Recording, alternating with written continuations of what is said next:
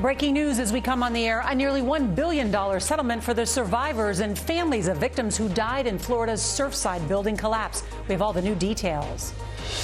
Nearly a year after an apartment building was reduced to rubble in the middle of the night, killing 98 people. Tonight, the surprising settlement.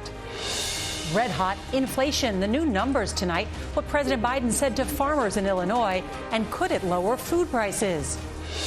Abortion rights bill blocked. The motion is not agreed to. Tonight, the key vote as Democrats try to make access to abortion the law of the land. The new 911 calls. Get out, wrong. The 6'9" murder suspect facing new charges as we learn new details about the lovers on the lam. Baby formula shortage, the big announcement today that could help parents scrambling to feed their children. Tonight's other top headlines, U.S. overdose deaths hit a record. The investigation after a Palestinian-American reporter is shot dead covering a raid in the West Bank. Plus, the haunting pictures of soldiers trapped inside a steel plant in Ukraine. We speak to the wife of a soldier. I will do everything to save him. And unifying America with a group of teenagers who turned their experiences into action. This is the CBS Evening News with Norah O'Donnell, reporting from the nation's capital. Good evening to our viewers in the West, and thank you for joining us on this Wednesday night. Tonight, American families are coping with rising prices on everything from groceries, gas, and rent. Consumer prices jumped by 8.3% compared to the same time last year.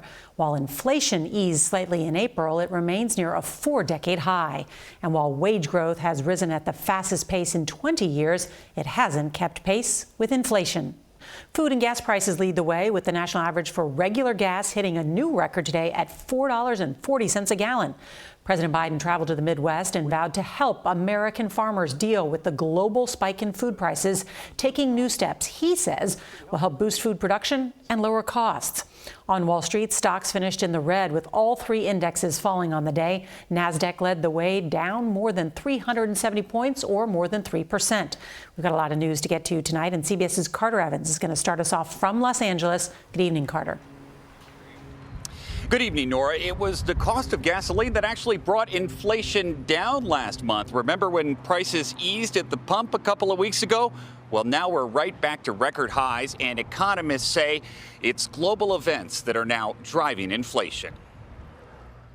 At a family farm in Illinois, the president blamed the war in Ukraine for tightening grain supplies, driving up global food prices. Putin's war has cut off critical sources of food. In the grocery store, prices for meats, poultry, fish, and eggs are up more than 14% from a year ago. Citrus fruit almost 19%, even though the overall inflation rate slowed slightly. It's easy to say that this is the peak, but that's a little like saying the peak of winter was in January.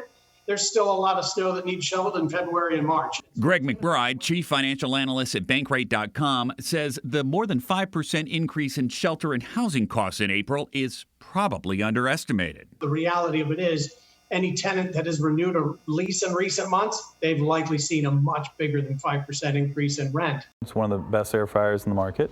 Bobby Javahari can help explain the nearly 8% jump in prices for household appliances. His air fryers and pressure cookers are made in China. January 1st, we raised prices. How much?